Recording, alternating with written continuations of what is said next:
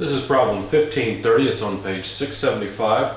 An automobile travels to the right at a constant speed of 90 kilometers per hour. If the diameter of the wheel is 0.55 meters, determine the velocities of points B, C, D, and E on the rim of the wheel. And what they really mean is not the rim like you would refer to an automobile rim, but on the outer peripheral of the tire itself. I'll go ahead and sketch the problem here, although you should probably also refer to it in the text. But point A is at the center of the wheel. I'm sorry, I wrote the wrong thing. The base point, the contact point, is point C. Now, the velocity of the vehicle being 90 kilometers per hour, that would be the velocity of point A.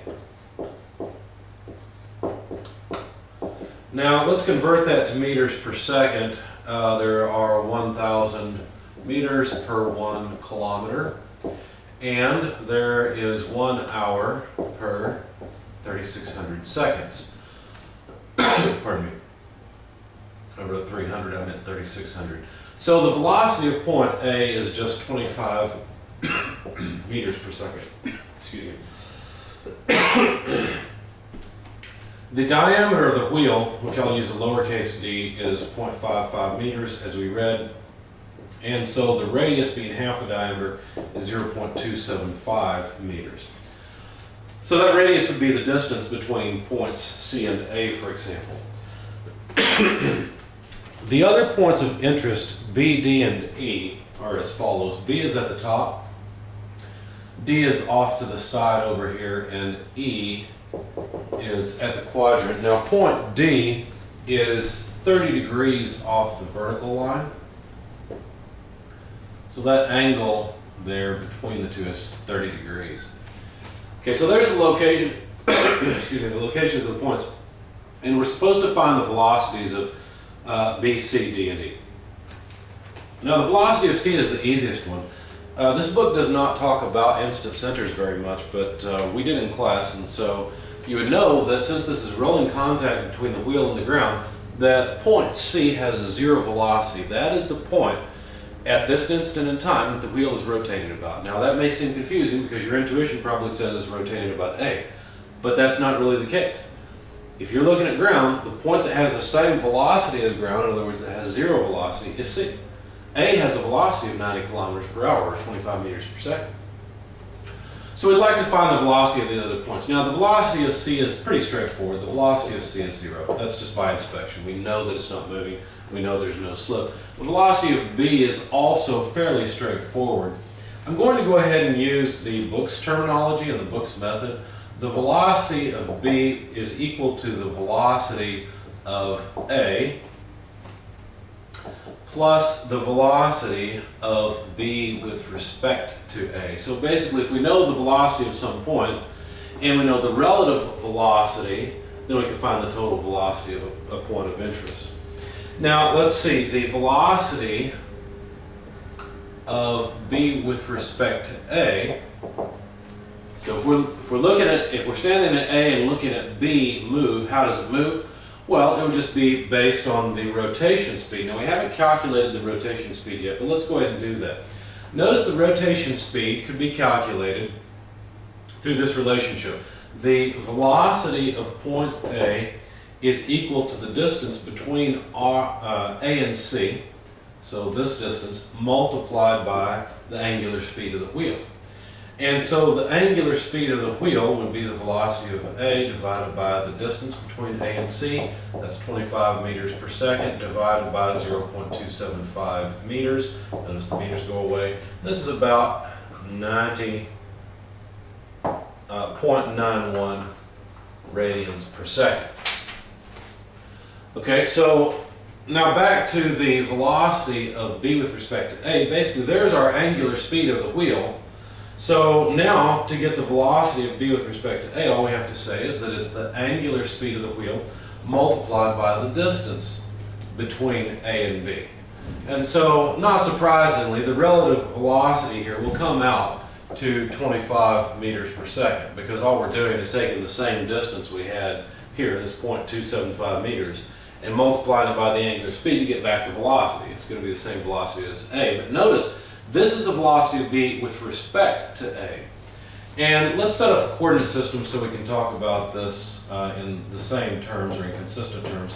Here's an XY coordinate system. So this would actually be in the I direction. That would be the velocity of B with respect to A, and it would be in the X direction.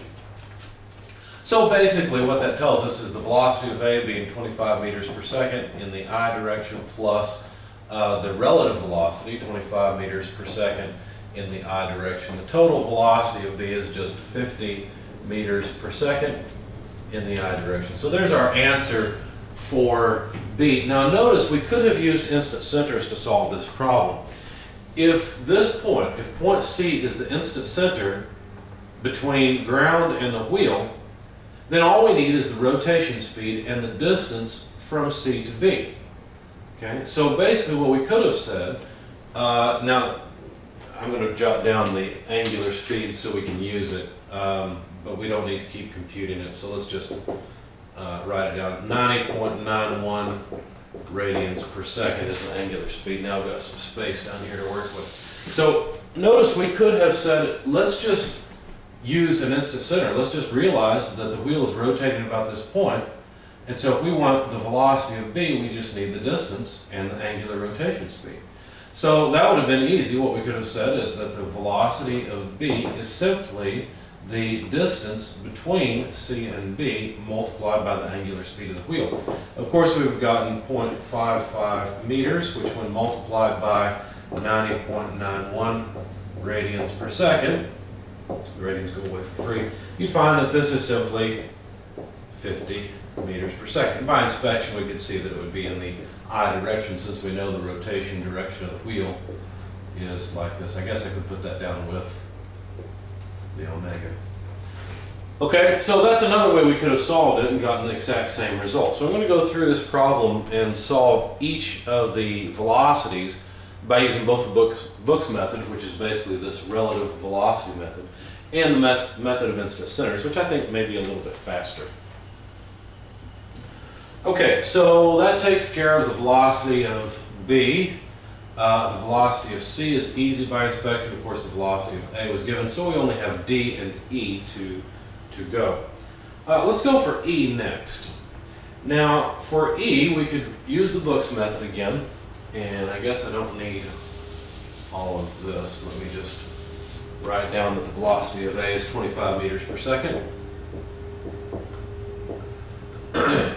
And now the velocity of E would be equal to the velocity of A plus the relative velocity of E with respect to A. Now notice we wouldn't have to choose A. We could go from B to E if we wanted to. We could say the velocity of E is equal to the velocity of B plus the velocity of E with respect to B. But that would be more convoluted, and I don't want to do that. I want to go from A. But the other way would work just as well. So let's see. Now the velocity of A we already know. Let's work out the velocity of E with respect to A. That would just be the angular speed of the wheel multiplied by the distance between A and E. So here's A and here's E. Okay, so we know if we were sitting at A and watching E move, we would just see E rotate about A, right? Even though the whole wheel is translating. So this wheel is doing two things. It's translating and rotating, right? And so basically what we're going to do is take care of the rotation piece with this relative velocity, and the translation piece comes from the velocity of A. Anyway, so the angular speed we know is 90.91 radians per second. The distance between A and E, this is trivial, it's the same as it was before, that is 0.275 meters. Radians go away for free. Again, the relative velocity comes out as it did before. But notice now that the direction's different, right? Because if you were sitting at A and watching E move, E would be moving straight down with respect to A. Okay? So that's the relative velocity piece, and unfortunately students get confused about this. They think that E is just moving straight down. That's not the case. The body is rotating about C, so in fact, E will have a velocity perpendicular to the line from the instant center to point E. So the piece that your intuition is telling you about, this vertical piece, that's the relative velocity piece. That's what we're computing here. And notice it will be in the negative I direction. So numerically, this is just, again, 25 meters per second. But now it's in the negative J direction. So the velocity of E is simply 25 meters per second in the I direction from the A contribution, from the translation piece, minus 25 meters per second in the J direction. Of course, we could calculate the magnitude of it. When you do that, when you calculate the magnitude, you'll find that the magnitude of the velocity of E, just take the square root of the sum of the squares, so 25 squared plus 25 squared square root, and you'll find that it is about 35.36 meters per second. Now, as I said, we could have calculated this magnitude using the method of instant centers, because if the wheel's rotating about this point and has an angular velocity of 90.91, all we need is this distance to find the total magnitude. So let's try that. What is this distance? Well, notice that this distance would be the side. Let me draw it down here and then I'll erase it. Basically, here's the radius here, here's the radius, and here's the length that we want, right? So that radius we know is 0.275. 0.275, I'm out of space. But this length over here, this is just a 45-degree triangle, right? So this length over here would be what? Root 2 times 0.275, so let's see what that is.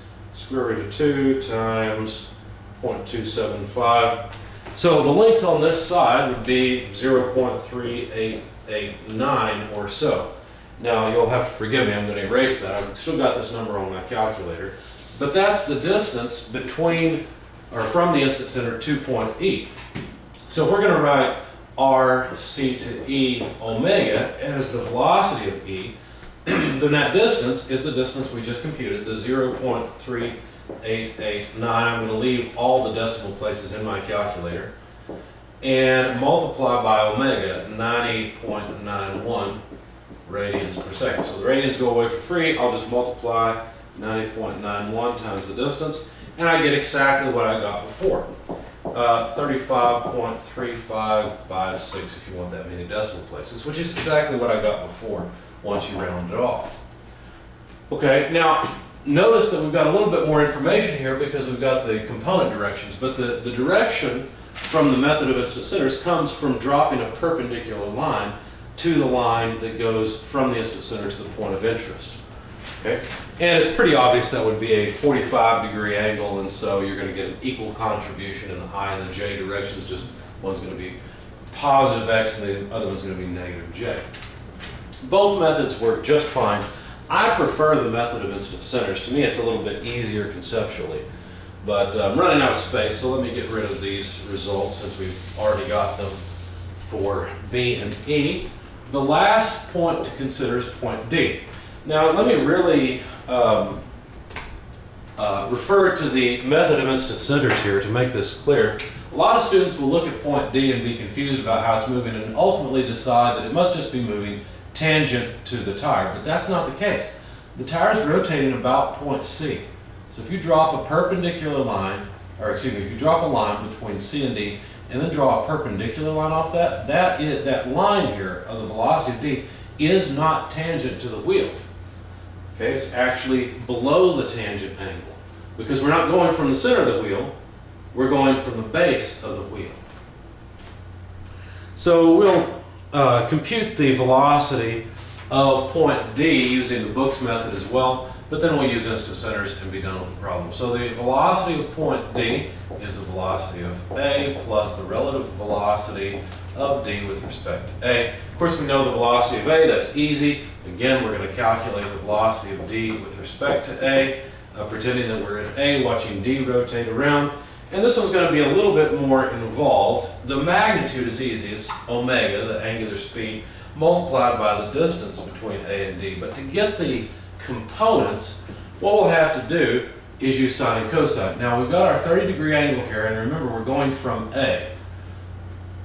And so what we need to do to get the x and the y components of the velocity vector is say cosine 30 degrees in the I direction plus sine 30 degrees in the j direction. Now be careful about this because we're talking about the velocity of d with respect to a. So that's actually yet another line that I don't have drawn here. That's the one that your intuition tells you about that is tangent to the wheel. Okay, so here's the velocity of d with respect to a. Now again, you have to be careful here because the 30-degree angle is actually right here. I know the diagram is getting messy, but hopefully you can understand this. So with the purple marker, the 30-degree angle is here. So it's not really surprised that the major contribution to the vector comes from the x direction. So we've got cosine of 30 degrees here, and the minor contribution comes from the y direction. Okay. Now plugging in all the numbers, of course this again is just going to be 25 meters per second. You can figure out cosine and sine of 30 degrees on your calculator easily enough, but that relative velocity comes out to 21.65 I plus 12.5 J, and of course it's all meters per second. Now that's just the relative velocity piece. So finally, if we just add the velocity of A, which of course, I think I've erased it here, but we all know the velocity of A is just 25 meters per second in the I direction. All you're going to do is add 25 to this term. So what you'll come up with is 46.65 I plus 12.5 J meters per second for the velocity of D. Now let's see if we could get the same result using instant centers. Oh, by the way, I need a little bit of space here, so I'm going to get rid of this bit down here since we don't need it anymore. But by the way, the magnitude of the velocity of d is just square root of the sum of the squares again, and that comes out to about 48.30 meters per second. Okay, so there's the magnitude. Now let's use instant centers to calculate the velocity of d. We need the distance from C to D. So to get that distance, what we'll have to do is use some geometry. Of course, if you've got a graphical package like AutoCAD or SolidWorks or something like that, you can easily come up with that distance by just drawing it. But quickly extracting that triangle, let's see, there would be a 30-degree angle here, where this is, no, that's not the radius is here, and we'd have the radius here, but what we really want is this distance, and that's not very good. Let's try again. There we go. Okay, so this distance over here is r. Now to come up with the distance here, I'm going to need the back side length and this top distance. So let me, tell you what, let me make that larger. I don't know if you can see this on the video, so let me make it a bit larger.